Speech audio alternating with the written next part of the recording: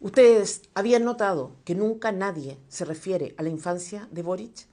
Yo misma, que he seguido de cerca su carrera política, jamás me había preguntado qué pasó exactamente en su niñez, cómo fue su adolescencia. Hasta que esta semana me enteré de un episodio de su vida que considero fundamental para entender la conducta vergonzosa que tuvo esta semana. Porque de su experiencia universitaria sabemos que fue un mal alumno, sabemos que fue un guerrillero de megáfono, sabemos que reprobó su examen de grado y todo eso explica hasta cierto punto que hable mucho y muchas veces de cosas que no sabe. Pero de sus primeros años, nada. Lo cierto es que esta semana hizo dos cosas que lo retratan de cuerpo entero y que solo se pueden entender a partir de un hecho asociado, como decía, a sus primeros años de vida. Pero antes de eso, les pido que pongan atención a estos dos episodios en que se vio involucrado Boric. El lunes, a las 7:30 de la mañana, una censista llegó a la casa de Boric. Alejandra Gajardo es su nombre. Hacía frío, fue una mañana helada la del lunes. Sin embargo, Boric no hizo pasar a la trabajadora a su casa, la recibió en la puerta y estuvo alrededor de 15 minutos respondiendo a las preguntas del censo.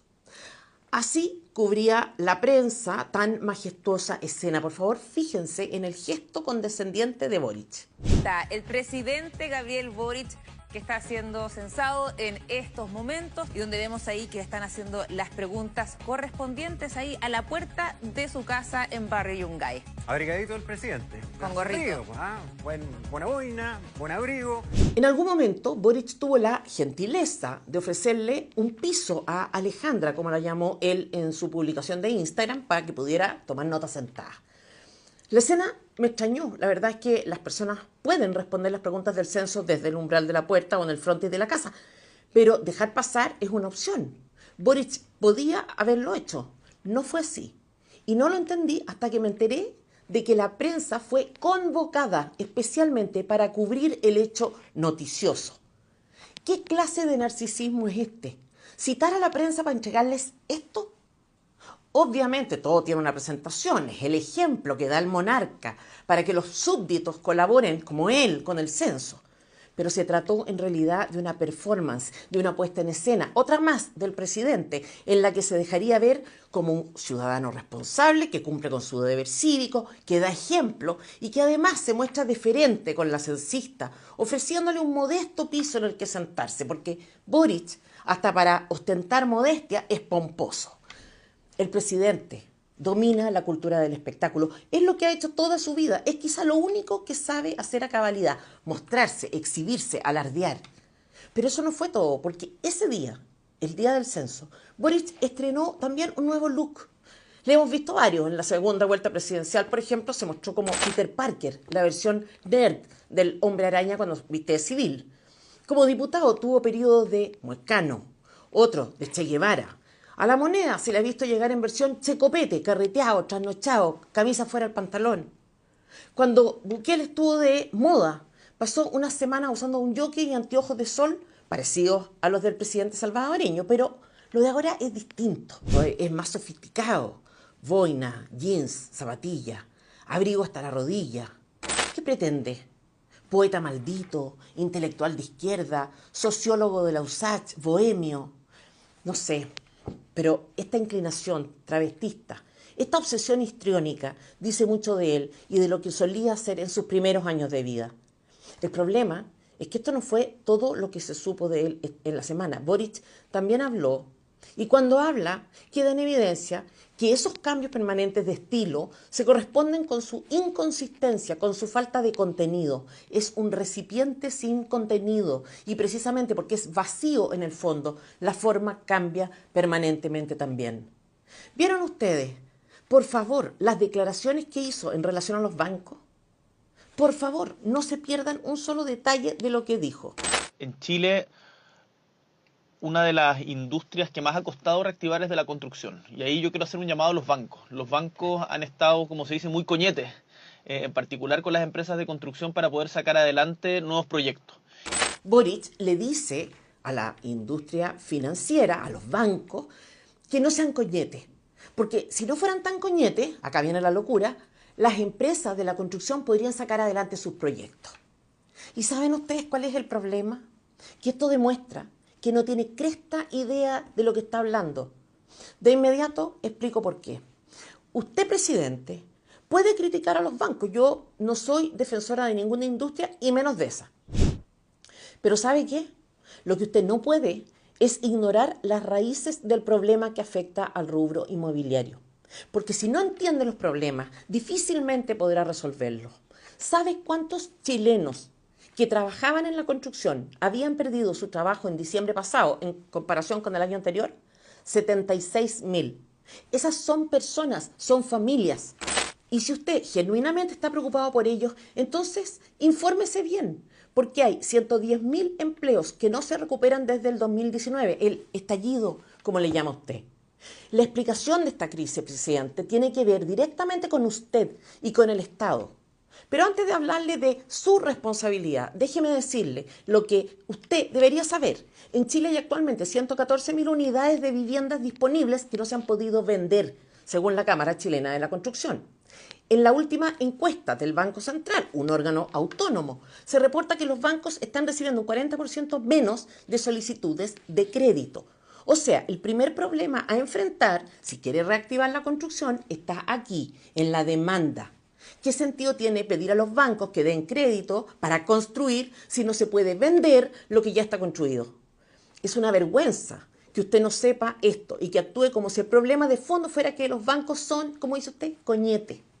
Para que usted sepa, además, prestar plata es parte del negocio de los bancos. Les conviene, se dedican a eso. Seguramente tienen tanto o más interés que usted incluso en que la industria se active.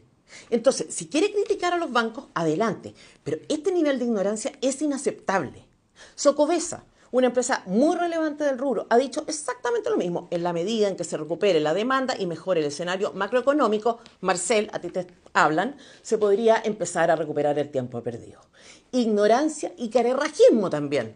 ¿Sabe usted, presidente, cuántos proyectos paralizó y retrasó el famoso estallido? La inmobiliaria Locañas, por ejemplo, una de las tantas constructoras que quebró, sostuvo en su presentación a la justicia que, cito, los hechos ocurridos a propósito del estallido social afectaron la cadena de abastecimiento de materiales y prestación de servicios, alterando los precios al alza, lo que generó un progresivo estado de insolvencia al incrementarse los gastos de construcción. Lo que pasa es que sus hábitos infantiles le están jugando hoy una mala pasada. Hace años en realidad que le están pasando la cuenta, cuando deja al descubierto que su comprensión de la realidad nacional es pobre y a ratos infantil, porque los efectos que podía tener en la construcción la crisis del 2019 se advirtieron. Una publicación en la web de la Cámara Chilena de la Construcción de enero del 2020 lo hace, es Carlos Salgado, entonces presidente de la Cámara en Valdivia. Hablaba de la incertidumbre de los puestos de trabajo que se iban a perder, etcétera. Pero usted no se enteró, seguramente estaba excitado con esto de ser parte de una revolución real. La violencia del 2019, presidente, no los bancos. Y supongo que no tengo que recordarle el papel que usted jugó en ese momento de nuestra historia. La infancia, la adolescencia, ahí está la clave, en Magallanes. Pero antes de eso, ¿sabe usted cuál es el tiempo promedio de tramitación de evaluación del impacto ambiental para un proyecto inmobiliario? 855 días, 2 años y medio para que el burócrata de turno le dé a una empresa el sí. 2 años y medio para saber si su majestad, el Estado, concede graciosamente la autorización para emprender. Lo grave, presidente, es que mientras usted alardea de su ignorancia, el único negocio inmobiliario que está siendo verdaderamente lucrativo es el que desarrolla el crimen organizado. ¿Y sabe cómo funciona? Con la venta ilegal de terrenos o casas instaladas en tomas ilegales. Se toman terrenos ajenos, construyen sin permiso ni de su dueño ni del Estado. Luego venden las casas a través de redes sociales. Todo bien expedito. Esta industria sí que gana, genera 50 millones de dólares anuales, 50 millones de dólares que van a los bolsillos de criminales, terroristas, narcotraficantes. ¿Se da cuenta usted de la frivolidad suya, de su simplismo, de creer que el tema en cuestión es la coñetería de la banca? Todo nos remite, en el fondo, a su infancia. Vean ustedes lo que el propio Boric decía hace algunos años sobre lo que hacía en sus primeros años de vida. Cuando era chico iba al colegio, de repente, en vez de ir al colegio, me venía para acá con una manta en la mochila en vez de cuadernos y me echaba a dormir o pensar, no sé, relajarse acá. Arriba del árbol. En la copa del árbol. ahí vaya a cachar. Tiene una vista panorámica de la ciudad, bueno, el estrecho, que se ve la raja, al frente Tierra del Fuego. No solo capió entonces en la universidad, esta fue una práctica que cultivó desde que era un niño. Entonces uno empieza a explicarse cosas. Lo suyo es eso, lo disruptivo, lo anárquico, lo basta. Y está bien, yo respeto la libertad de las personas que toman esa opción de vida si es a costo personal. Lo inaceptable es que tenga la osadía, el atrevimiento, la insolencia de proponerse para dirigir un país. Esto es lo inmoral, porque ofrecerse a operar a un enfermo sin estudios de medicina o a pilotar un avión sin haber volado jamás es exactamente lo mismo que hizo usted cuando decidió ofrecerse para gobernar el país. El problema no es ser flojo o ser ignorante, el problema es hacerse cargo de cosas que afectan a la vida de 20 millones de chilenos sin estar preparado. Entonces todo calza cuando la propia madre del presidente dice esto. ¿Le dio algún consejo a su hijo ahora que se va un ratito más? Porque ya quizás hasta cuándo lo ve. Consejos los recibió hasta los 10 años, 10, 16. No, ¿Y que ahora se manda solo? siempre se ha mandado solo. La verdad es que no se puede esperar mucho de alguien que es el rey del capeo y que solo recibió consejos hasta los 10 años. El origen de la barbarie está ahí, en los hábitos que empezó a adquirir cuando era solo un niño. En este minuto, presidente, usted está haciendo un doctorado. Puede aprender todo lo que no aprendió en el pasado y más. Tiene todos los medios económicos, todos los recursos del mundo. Ser presidente ofrece una oportunidad única de aprender. La pregunta es si va a madurar, presidente, o si lo de Peter Pan será no solo un síndrome, sino una opción. Porque si sigue ocupado de su look, del show mediático, no tenemos esperanza. Gonzalo Vinter, de él sabemos menos que de Boric, aunque parece que sus antecedentes académicos no son muy distintos a los del presidente. A mí me da mucha pena ver las sesiones de la Cámara de Diputados donde veo a abogados y egresados de esta facultad dando la hora, partiendo por Gonzalo Vinter, que reprobó 12 ramos en la Facultad de Derecho, que le tuvo que mandar carta a Roberto Naum pidiendo que no lo expulsaran como estudiante. Ese fue el estudiante Gonzalo Vinter. Reprobó 12 ramos, como dice Garín. Tuvo que pedir que no lo expulsaran de la facultad, pero entiendo que al menos se tituló. Lo preocupante es que según una academia reciente, es uno de los 9 políticos mejor evaluados del país. Tiene un 43% de aprobación. Y la pregunta que vale para Boric, vale también para él. ¿Va a madurar? Porque el personaje del cuico progre es tolerable hasta cierta edad. Pero hay un momento en que se vuelve derechamente patético. Y lo que es más grave, patético y peligroso si es que el cuico progre se vuelve popular y se mantiene firme en sus convicciones, en sus torpes convicciones. Porque el último que vimos con ese perfil fue Gabriel Boric y ya sabemos dónde está. Entonces uno tiene derecho a preguntarle al diputado Vinter si va a seguir el mismo camino. Porque al menos a simple vista no da señales de estar haciendo un esfuerzo muy serio en recuperar el tiempo de estudio que perdió. Más todavía parece que tiene a Boric de ejemplo. El presidente tiene esa virtud de poder marcar una orientación moral, un liderazgo, digamos, espiritual.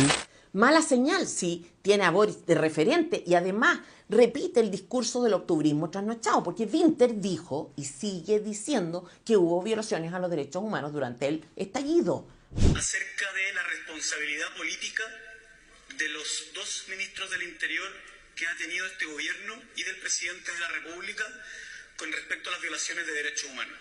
No solo eso, a pocas semanas de la muerte de Sebastián Piñera se atrevió a insinuar que el presidente no había negado explícitamente las violaciones a los derechos humanos en uno de los discursos del presidente en que relativizó sus propias acusaciones. ¿Qué significa esto? Que su convicción en relación a la tesis octubrista de que hubo violaciones a los derechos humanos se muestra intacta. Juzguen ustedes. Literalidad, en rigor, no tiene nada de malo, porque si uno le pone en ocasiones, habría que ver en cuáles ocasiones, ¿cierto? Yo no creo que esa frase diga que no hubo violaciones de los derechos humanos durante el estallido social. Y tampoco creo que esa frase diga que el presidente Piñera no tiene responsabilidad política en esa violación de los derechos humanos. Todos entendemos que en el ámbito político hay que coexistir con personas que tienen opiniones distintas a las propias. Pero si hay algo que tenemos derecho a exigir al Frente Amplio, y particularmente al diputado Vinter, es que pida disculpas por sus acusaciones en 2019 de violaciones a los derechos humanos por parte de las policías. Fueron irresponsables, hicieron denuncias al voleo e infundadas, acabaron con la carrera de varios carabineros, los dejaron expuestos a ataques brutales y a la muerte, expusieron también a los manifestantes, porque por más delictual y vandálica que haya sido su conducta, lo cierto es que la coalición que gobierna